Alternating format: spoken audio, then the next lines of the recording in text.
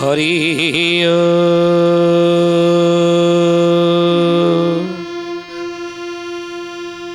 ओम भूर्भुवः स्वः तत्सवितुर्वरेण्यं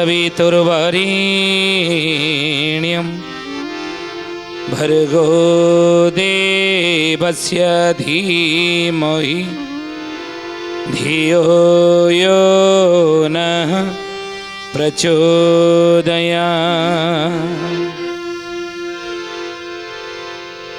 वंदे भगवती देवी श्रीरामंच जगद्गुरु पादपद्मे तय श्रुत्वा प्रणमामि मुहुर्मुहुः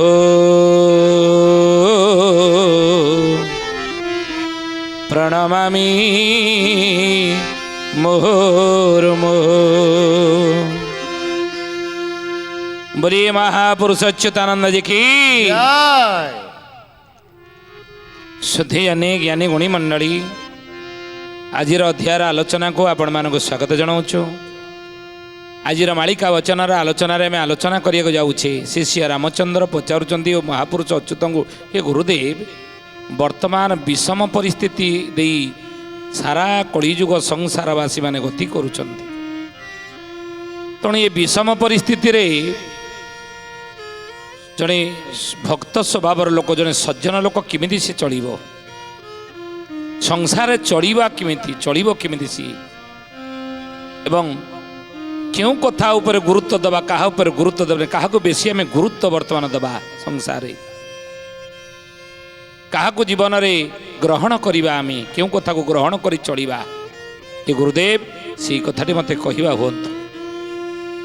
वर्तमान संसार कलिजुग रे जने संसारी लोक से किमिति चलिबो मालिकार ए विषय रे आपण किछि वार्ता कलिजुगर लोक मानकु देइछंती कि अच्युतानंद महापुरुष कहले बाबू रे वर्तमान विषम परिस्थिति रे जो संकट समय आम देखुचे खंट लोक राज्य हेबो खंट लोक वर्तमान संसार रे अनेक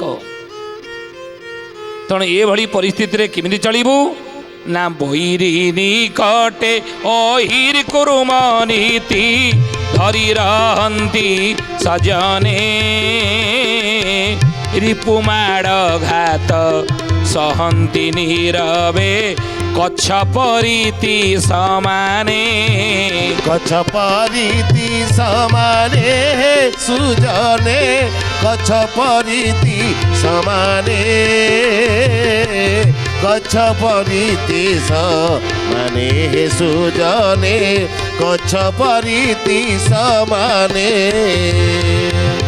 किमिति वर्तमान संसार तू चलिबु ध्यान देवे हे ज्ञानी गुणी मंडली आज मालिका वचन आप शुणुंट जे संसार रे जड़े लोक किमिति चलिबो जुआड़े आम कहूचे कौन करवा जुआड़े जाऊे विपद जहाँ सहित मिसिबा खाली मुहरे सिना अमृत किंतु भितर हलाहल विष नुई हलाहल विष कहतेनि जे संसार जहाँ सहित आम संपर्क रखुचे स्वार्थपर दुनिया रे महाकाल फल भलिया तार होची मन बा हृदय महाकाल फल जिमिति कौन ना बाहर को देखिया को अति सुंदर होइथिबो किंतु भितर हलाहल विष क्या आपण चिन्हबे गोटे बापा माँ भावुंट जे मो पुओ गोटे बोली पुओ ताको बाहा देवी हाँ भल बहुटी को घर को करके आनिबी भल गुणर होइथिबो भल व्यवहार आचरण तार ठीक होइथिबो आपण जीवे बहु देखिया को जीवे कि बापा माँ पुओ पे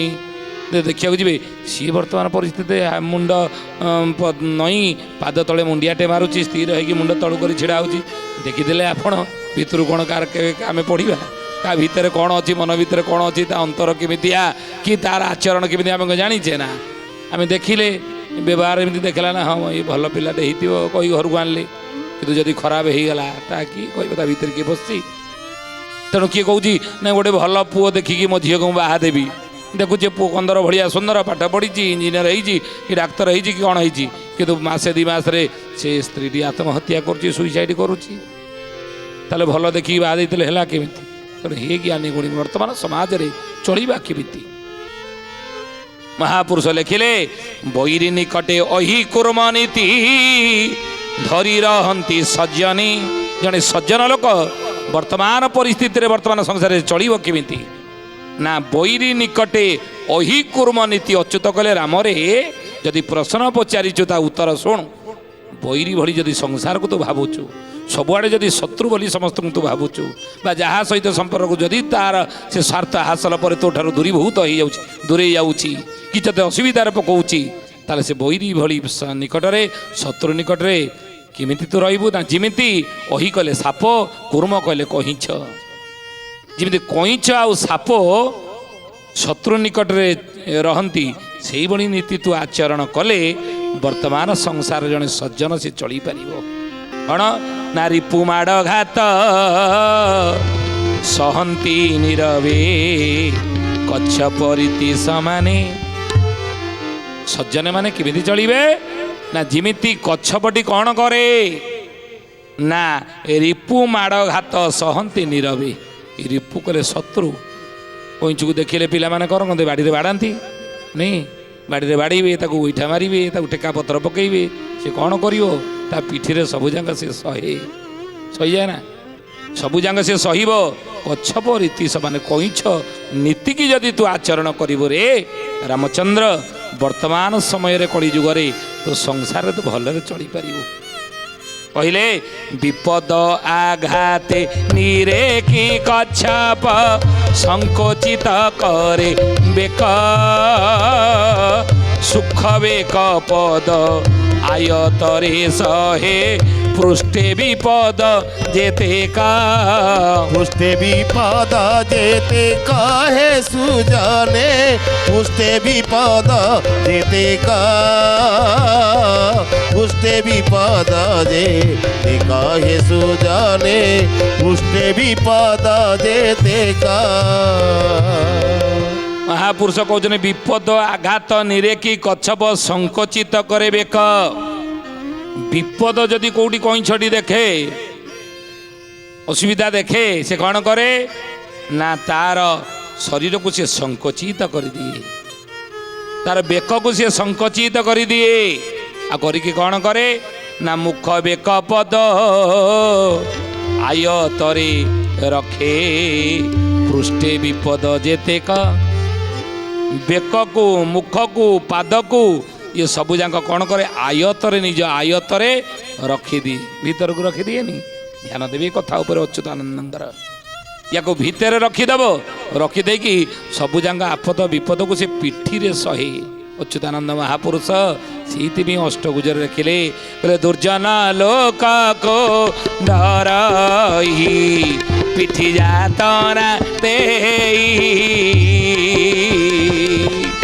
ନିରେଖ ହୋଇ ପଡ଼ିଅଛି ଭବସାଗରେ ମୋହି। ভবসাগরে মুহি মহাপ্রভু, ভবসাগরে মুহি, ভবসাগরে মুহি মহাপ্রভু, ভবসাগরে মুহি। बोलिए महापुरुष अच्युतानंद जी की। জয়। अच्युत महापुरुष लिखिले अष्टगुजरे, दुर्जन लोक को डरई पिठी यातना देई ए निरेख होई पड़िअछि भवसागरे। दुर्जन लोक सहित कौन जुक्ति करिबा? खराब लोक सहित कौन द्वंद्ववाद करिबा? ना। दुष्ट सहित कौन हाथाहाथी हेबा? दुष्ट लोक सहित ना। अच्युतानंद महापुरुष कहउचंती ए कलिर अंतिम समय रे, कलिर अंतिम पर्याय रे तुमे माने जदि सज्जन, तुमे माने जदि भल लोक, तुमे माने जदि चाहुच नाई मु सुखरे टिके शांति रे टिके परिवार भितर रहे, ए संसार केमिति रहिबी, सुरक्षित केमिति रहिबी, से सुरक्षित रहिबार उपाय कौन? ना दुर्जन लोक को डरई पिठी यातना देई। से दुर्जन लोक दुष्ट लोकଙ୍କ सहित हाथाहाथी हेब नाही, ताଙ୍କ सहित द्वंद्ववाद करिब नाही। जोटी मोर मन मिशु नाही, जा सहित मोर मन मिलू नाही, जी मो मत सहित एकमत नुहे, तुरंत से स्थान आपण त्याग करदेवे। କେବେ ଯୁକ୍ତିତର୍କ କରିବେ ନାହିଁ, ହାତାହାତି ହେବେ ନାହିଁ, ପିଠି ଯାତନା ଦେଇକି ରହିବେ। ହଉ ଯଦି କ'ଣ କହୁଛୁ ଦେଖିଲେ ସେ ଏମିତି ହେଉଛି ତାହେଲେ ପିଠି ଯାତନା ଦେଇଦେବେ। ଅଚ୍ୟୁତାନନ୍ଦ କହୁଛେ ପିଠି ଦେଖେଇଦେବେ, କଇଁଛ ଭଳିଆ ଆପଣ ପିଠି ଦେଖେଇଦେବେ, ଦି ଚାରି ବିଧାବରଙ୍କୁ ଥୋଇକି ଯା, କିନ୍ତୁ ସେ ଜାଗାରେ ଆପଣ ଦ୍ୱନ୍ଦ୍ୱବାଦ କରିବେ ନାହିଁ। କହିଲେ ଅଚ୍ୟୁତ ମହାପୁରୁଷ କହିଲେ ସେପରି ବିବେକୀ ବିପଦେ ସଂକୋଚ ବେଳ ବୋଝି ଖୋଲେ ଅଙ୍ଗ, ବେଳ ବୋଝି খোলে অঙ্গ হে সুজনে বেড়া বুঝি খোলে অঙ্গ সুযোগরে মারে চোটরি পুষিরে যথা উৎপণ ভুজঙ্গ শোনা সুজনে গুণী বেড় কাଳ আসি লাড়ি হে শুণ সুজনে গুণী। ଅଚ୍ୟୁତାନନ୍ଦ ମହାପୁରୁଷ କହୁଛନ୍ତି ରାମରେ ଆରେ ସେପରି ବିବେକୀ ବିପଦେ ସଂକୋଚ ବେଳ ବୁଝି ଖୋଲେ ଅଙ୍ଗ। ଯେତେବେଳେ ବିପଦଟା ଚାଲିଯାଏ କଇଁଛ କ'ଣ କରେ? ପୁଣି ବେକକୁ ବାହାର କରେ, ପୁଣି ପାଦ ଦୁଇଟାକୁ ବାହାର କରିଦିଏ ନୁହେଁ ତ? ସେଇଭଳି ବିପଦ ଆପଦ ଯେତେବେଳେ ଆସୁଥିବ ନା, ମହାପୁରୁଷ କହୁଛନ୍ତି ମୁଣ୍ଡ ନଇଁ ଯା। ଦୁଷ୍ଟ ଲୋକ ଯେତେବେଳେ ପ୍ରାଦୁର୍ଭାବ ଜୋରରେ ବଢ଼ିଛି ସେତେବେଳେ ତୁ କ'ଣ କରେ? ପିଠି ଦେଖେଇ ଦେ, ବେକ ପାଦ ଲୁଚେଇ ଦେ, ସୁରକ୍ଷିତ କେମିତି ରହ। ମହାପୁରୁଷ କହୁଛନ୍ତି କହିଲେ ବାବୁରେ ସେତେବେଳେ ନୀରବ ଅହିଂସା ନୀତି ଆପଣା। ବଡ଼ ପ୍ରତିବାଦ ହେଉଛି କ'ଣ? ପ୍ରତିବାଦ କେମିତି କରିବେ? ବଡ଼ ବା କଳିକଜିଆ ଝଗଡ଼ା ନୁହେଁ, ବାଡ଼ିଆ ପିଟା ନୁହେଁ, କ'ଣ କରିବେ ନା ସବୁଠାରୁ ବଡ଼ ପ୍ରତିବାଦ ହେଉଛି କ'ଣ? ନୀରବ ହୋଇଯିବା, ଚୁପ ରହିଯାଆନ୍ତୁ, ଅସହଯୋଗ କରନ୍ତୁ, ସହଯୋଗ କରିବେ ନାହିଁ। କିନ୍ତୁ ସମୟ ଯେତେବେଳେ ଆସେ ସାପ କ'ଣ କରେ ନା ଫଣା ଟେକିକି ପୁଣି ଉଠେ। ସୁଯୋଗରେ ମାରେ ଛୋଟ ରିପୁସିରେ ଯଥା ଉତ୍ଫଣ ଭୁଜଙ୍ଗ। ଫଣା ଟେକିକି ସାପ ଯେମିତି ଚୋଟ ମାରେ। ହେ ଜ୍ଞାନୀ ଗୁଣୀ ମଣ୍ଡଳୀ ସୁଧୀଜନେ, ସେତେବେଳେ ଶତ୍ରୁକୁ ଆପଣ ବିଜୟ ଲାଭ କରିପାରିବେ। ରହିଯାଆନ୍ତୁ ସେଭଳି ସମୟରେ। ଯଦି ଦେଖିଲେ ଯେ ଶତ୍ରୁ ବହୁତ ବଳବାନ, ସେଠି ମୋର କଥା କାମ କରିବ ନାହିଁ, ସେଠି ମୁଁ ଦ୍ୱନ୍ଦ୍ୱବାଦ କରିକି ଜିତିପାରିବି ନାହିଁ, ମୋର କଥା ସେଠି ରହିବ ନାହିଁ, ସେ ଜାଗାରେ କଇଁଛର ନୀତି ଆପଣାଇବେ। କିନ୍ତୁ ଯେତେବେଳେ ଆପଣ ଦେଖିବେ ଆପଣଙ୍କର ପ୍ରତିକୂଳ ସମୟ ଅନୁକୂଳ ସମୟ ପଡ଼ିଲା, ସେତେବେଳେ ଭୁଜଙ୍ଗ ସାପ ଭଳିଆ ଫଣା ଟେକି ଆପଣ ତାର କ'ଣ କରିବେ ନା ସେ କ୍ଷେତ୍ରରେ ଆପଣ ଜିତିପାରିବେ। ତେଣୁ ମହାପୁରୁଷ ସେଇଥିପାଇଁ କହୁଛନ୍ତି ଯେ ବର୍ତ୍ତମାନ ପରିସ୍ଥିତିରେ ସଂସାରରେ ଜଣେ ସଜ୍ଜନ ଜଣେ ଲୋକ କେମିତି ଭଲରେ ଚଳିବ, ଏ କେଉଁ ଜିନିଷକୁ ବେଶୀ ଗୁରୁତ୍ୱ ଦେବ ଏବଂ କେଉଁ ଜିନିଷ ଉପରେ ବେଶୀ ସେ ଗୁରୁତ୍ୱ ଆରୋପ କରିବା ଦରକାର। ଅଚ୍ୟୁତ କହିଲେ ବିଦ୍ୟା ଠାରୁ ବଢ଼ିଆ ଓ ଧନ ନାହିଁ ଜାଣ, ବିଦ୍ୟା ଠାରୁ ବଢ଼ିଆ ଓ ଧନ ନାହିଁ ଜାଣ, ଲୋଭ ଠାରୁ ବଢ଼ିଆ ଓ ଶତ୍ରୁ ନାହିଁ ପୁଣ। ଆହା ଲୋଭ ଠାରୁ ବଳିଆ ଓ ଶତ୍ରୁ ନାହିଁ ଜାଣ, ଲୋଭ ଠାରୁ ବଢ଼ିଆ ଓ ଶତ୍ରୁ ନାହିଁ। ଜାଣ ଗୁରୁତ୍ୱ କାହାକୁ ଦେବେ ନା ଧନ ଏବଂ ବିଦ୍ୟା ଭିତରେ ଧନକୁ ଆପଣ ବିଦ୍ୟାକୁ ଆପଣ ଗୁରୁତ୍ୱ ଦେବେ, ଧନକୁ ଗୁରୁତ୍ୱ ବର୍ତ୍ତମାନ ଦେବେ ନାହିଁ। କାହିଁକି ନା ମହାପୁରୁଷ ଲେଖିଛନ୍ତି ତାଙ୍କ ବାଣୀରେ, କହିଲେ ବିଦେଶରେ ଆପଣ ଯାଇଛନ୍ତି, ସେ ବିଦେଶରେ ଆପଣଙ୍କ ଧନ କାମ ଦେବ ନାହିଁ ବିପଦ ଆପଦରେ। ସେ ବିଦେଶରେ ଯଦି ବିଦ୍ୟା ରୂପକ ବଳ ଆପଣଙ୍କ ପାଖରେ ଅଛି, ବିଦ୍ୟା ରୂପକ ଧନ ଆପଣ ପାଖରେ ଅଛି, ତାହେଲେ ସେଇ ବିଦ୍ୟା ରୂପକ ଧନ ଦ୍ୱାରା ଆପଣ ବିପଦ ଆପଦରୁ ରକ୍ଷା ପାଇଯିବେ। ତେଣୁ ବିଦେଶରେ ବନ୍ଧୁ କିଏ ନା ବିଦ୍ୟା, ବୁଝିଲେ? ବିଦେଶ ଯାଇଛନ୍ତି ଆପଣ ବନ୍ଧୁ କିଏ ନା ବିଦ୍ୟା। ତେଣୁ ଅଚ୍ୟୁତ କହୁଛନ୍ତି ବାବୁରେ ତୁ ବିଦ୍ୟା ଠାରୁ ଧନକୁ ଗୁରୁତ୍ୱ ଦେବ ନାହିଁ। ତେଣୁ ବିଦ୍ୟା ଠାରୁ ବଢ଼ି ଆଉ ଧନ ନାହିଁ, ମୁଣ ବିଦ୍ୟା ଠାରୁ ଆଉ ବଢ଼ି ଧନ ନାହିଁ, ଆଉ ଲୋଭ ଠାରୁ ବଢ଼ି ଆଉ ଶତ୍ରୁ ନାହିଁ। ନିଜ ଲୋଭ ଠାରୁ ଆଉ ବଡ଼ ଶତ୍ରୁ କେହି ନାହାନ୍ତି ସଂସାର। ଆମେ ଯାହାକୁ ଶତ୍ରୁ ବୋଲି ଭାବୁଛେ ସିଏ ଶତ୍ରୁ ନୁହଁ, ଆମର ଲୋଭ ହେଉଛି ଆମର ବଡ଼ ଶତ୍ରୁ। ଆମେ ଯଦି ଲୋଭ ଅଧିକା କରିବା ନା, ସେଇ ଲୋଭ ଦ୍ୱାରା ଅନେକ ଶତ୍ରୁ ସୃଷ୍ଟି ସଂସାର ଆମର ହେଇଯିବେ। ତେଣୁ ତୁ ଲୋଭ ଉପରେ କଣ୍ଟ୍ରୋଲ କର। ମହାପୁରୁଷ ଲେଖିଛନ୍ତି ମାଳିକାରେ, ବୋଲି ମହାପୁରୁଷ ଅଚ୍ୟୁତାନନ୍ଦଜୀ କି ଅର୍ଥାତ୍ ମୁଁ ମୋ ପରିବାର ଏବଂ ସମାଜ ଏ ତିନିଟା ପାଇଁ ଚଳିବା ପାଇଁ ଯେତିକି ଆବଶ୍ୟକ ସେତିକି ତୁ ଉପାର୍ଜନ ତ ନିତ୍ୟାନ୍ତ କରିବା ଦରକାର। ପୁଣି ମହାପୁରୁଷ କହିଲେ ନିଜ ସ୍ତ୍ରୀ ଠାରୁ ଆଉ କେହି ପ୍ରିୟ ନାହିଁ, ପୁତ୍ର ସ୍ନେହ ଠାରୁ ବଳି ଆଉ ସ୍ନେହ ନାହିଁ। ପୁତ୍ର ସ୍ନେହ ଠାରୁ ଆଉ ସ୍ନେହ ନାହିଁ। ପୁତ୍ର ସ୍ନେହ ଠାରୁ ଆଉ ସ୍ନେହ ନାହିଁ। ନିଜ ସ୍ତ୍ରୀ ଠାରୁ ଆଉ କେହି ପ୍ରିୟ ନାହିଁ। ନିଜ ସଂସାରରେ ପ୍ରିୟ କିଏ ନା ନିଜ ସ୍ତ୍ରୀ ଠାରୁ ଆଉ କେହି ମଣିଷର ପ୍ରିୟ ନୁହଁ। କିନ୍ତୁ କିଭଳି ସ୍ତ୍ରୀ ହେଇଥିବା ଦରକାର ମହାପୁରୁଷ ଲେଖିଛନ୍ତି ଶାସ୍ତ୍ରରେ କଥା। ଶାସ୍ତ୍ର କ'ଣ କହନ୍ତି ନା ବିପଦ ବେଳେ ମନ୍ତ୍ରୀ ଭଳି ପାଖରେ ରହି ବୁଦ୍ଧି ଦେଉଥିବ, ଆଉ ଖାଇଲା ବେଳେ ମା ସମାନ ବସିକି ଖାଇବାକୁ ଦେଉଥିବ। ସମ୍ପର୍କ ବେଳେ ମହାପୁରୁଷ କହୁଛନ୍ତି ରତେ ସରପା। ମହାପୁରୁଷ କହୁଛନ୍ତି ରତେ ସରପା, ସାପ ଭଳି ମହାପୁରୁଷ କହୁଛନ୍ତି ସ୍ୱାମୀ ସହିତ ସମ୍ପର୍କ ରଖିବ। ଆଉ ମହାପୁରୁଷ କହୁଛନ୍ତି ଆଉ କ'ଣ କରିବ ନା ଯେତେବେଳେ ବିପଦ ଆପଦ ସ୍ୱାମୀ ଉପରେ ପଡ଼େ ସେଠି ମନ୍ତ୍ରୀ ଭଳି ରହି ପାଖରେ ବୁଦ୍ଧି ଦେବ। ଏବଂ ରାଗ ବେଳେ ଜଣେ ଦାସୀ ଭଳି ସେ ଆଚରଣ କରିବ। କ୍ରୋଧେ ଦାସୀ ରତେ ସରପା ଭୋଜନେ ଜନନୀ ସମା ବିପଦେ ମନ୍ତ୍ରଣା ବୁଦ୍ଧି ସା ନାରୀ ପ୍ରାଣବଲ୍ଲଭା। ଶାସ୍ତ୍ର କହନ୍ତି ସେ ନାରୀ ହେଉଛି ପ୍ରାଣବଲ୍ଲଭୀ। ଏଭଳି ନାରୀ ଯଦି ପାଖରେ ଥିବ ସେ ସ୍ୱାମୀ ତା ପ୍ରତି ଅଶେଷ, ସେ ସ୍ୱାମୀର ଅଶେଷ ପ୍ରିୟ ହେଇଥିବ, ପ୍ରିୟ ହେବା ଦରକାର। ମହାପୁରୁଷ କହୁଛନ୍ତି ନିଜ ସ୍ତ୍ରୀ ଠାରୁ ଆଉ ଏଭଳି ସ୍ତ୍ରୀ ଯଦି ଥିବ ତାଠାରୁ ଆଉ କି ସ୍ୱାମୀର ପ୍ରିୟ ନୁହନ୍ତି। ଆଉ ପୁତ୍ର ସ୍ନେହ ଠାରୁ ବଳି ଆଉ ସ୍ନେହ ନାହିଁ। ସ୍ନେହ ଯଦି ଆପଣ ଦେଖିବେ ତାହେଲେ ପୁତ୍ର ଠାରୁ ସ୍ନେହ, ପୁତ୍ର ଠାରୁ ଯେଉଁ ସ୍ନେହ ପାଇବା, ପୁତ୍ରକୁ ଯେଉଁ ସ୍ନେହ ପ୍ରଦାନ କରିବା ସେ ସ୍ନେହ ଆଉ କାହାକୁ କେବେ ଦିଆ ହେଇପାରିବ ନାହିଁ। ବୋଲେ ସତ୍ୟ ଠାରୁ ବଢ଼ି ଆଉ ତପସ୍ୟା ଯେ ନାହିଁ, ବ୍ୟାଧି ଠାରୁ ବଢ଼ି ଆଉ ବଡ଼ ରିପୁ ନାହିଁ। ବଡ଼ ରିପୁ ନାହିଁ ବାବୁ, ବଡ଼ ରିପୁ ନାହିଁ। ବଡ଼ ରିପୁ ନାହିଁ ବାବୁ, ବଡ଼ ରିପୁ ନାହିଁ। ବୋଲେ ସତ୍ୟ ଠାରୁ ବଢ଼ି ଆଉ ତପସ୍ୟା ଯେ ନାହିଁ। ଅଚ୍ୟୁତ କହୁଛନ୍ତି ରାମରେ ସଂସାରରେ ତୁ ସତ୍ୟ ଉପରେ ବେଶୀ ଗୁରୁତ୍ୱ ଦେବୁ।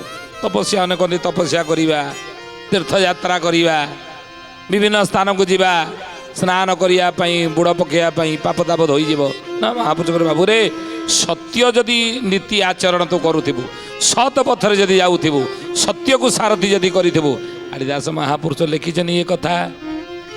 ବାବୁରେ ଏ ସମୟରେ ଯଦି ତୁ ସୁରକ୍ଷିତ ରହିବାକୁ ଚାହୁଁଛୁ ତାହେଲେ କ'ଣ କରିବାକୁ ପଡ଼ିବ ନା ସତ୍ୟକୁ ସାରଥି କର।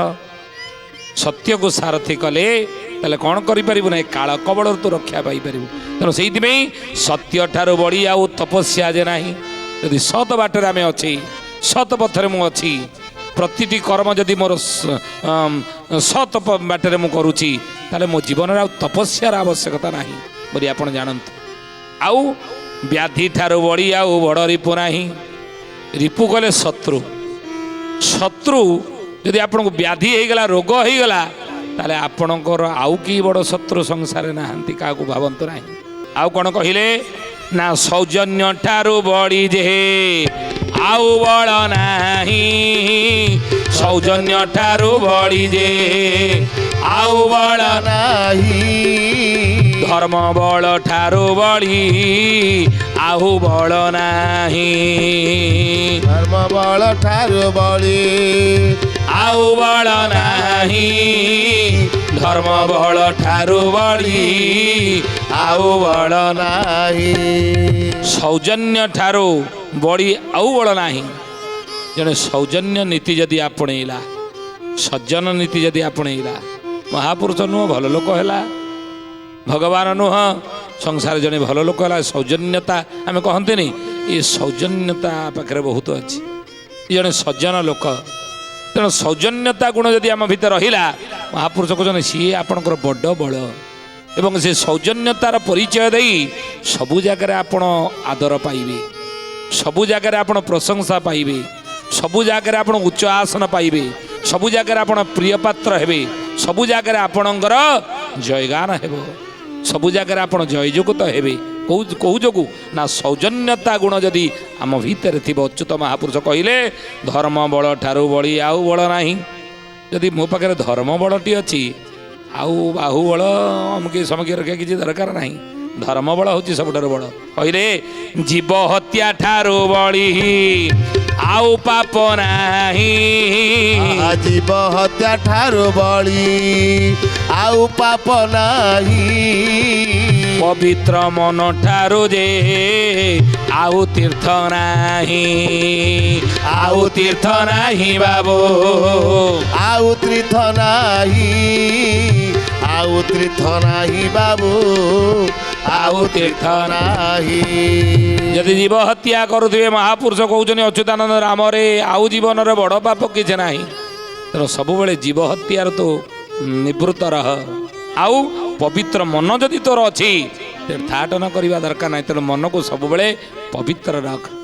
ତେଣୁ ମନ ହେଉଛି ଶୈତାନ ଘର। ସେଇଥିପାଇଁ ଗୁରୁଦେବ ପଣ୍ଡିତ ଶ୍ରୀରାମ ଶର୍ମା ଆଚାର୍ଯ୍ୟ ଲେଖିଛନ୍ତି ମନକୁ ସବୁବେଳେ ଭଲ କାମରେ ଲଗାଅ। ମନକୁ ଖାଲି ରହିଲେ ପାପ କର୍ମରେ ପ୍ରବୃତ୍ତ ହେବ। ଖାଲି ମନକୁ ରଖନ୍ତୁ ନାହିଁ, ସବୁବେଳେ ମନକୁ କାମରେ ଲଗାନ୍ତୁ। ଆଜି ତ ସମୟ ହେଇଛି ଜ୍ଞାନୀ ଗୁଣୀ ମଣ୍ଡଳୀ ସୁଧିଜାନି ଆସନ୍ତୁ ବାଣୀକି ବିରାମ ଦେବା।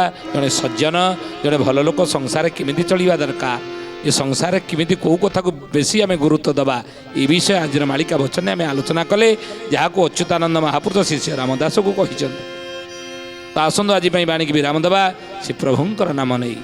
ରଘୁପତି ରାଘବ ରାଜା ରାମ ପତିତ ପାବନ ସୀତାରାମ। बोल रघुपति राघव राजा राम पतित पावन सीताराम। सीताराम सीताराम भज प्यारे तू सीताराम। सीताराम सीताराम भज प्यारे तू सीताराम। रघुपति राघव राजा राम पतित पावन सीताराम। रघुपति राघव राजा राम पतित पावन सीताराम। सुधीयानी ज्ञानी गुणी मंडली आसंतो आज बाणी की ठारे विराम देवा। पुणी आसंत्या अध्याय भेट हेबा। रहुचु हरिओम शांति शांति शांति सर्वारिष्ट सुशांति भवतु। प्रार्थना आम आनंदर उत्स।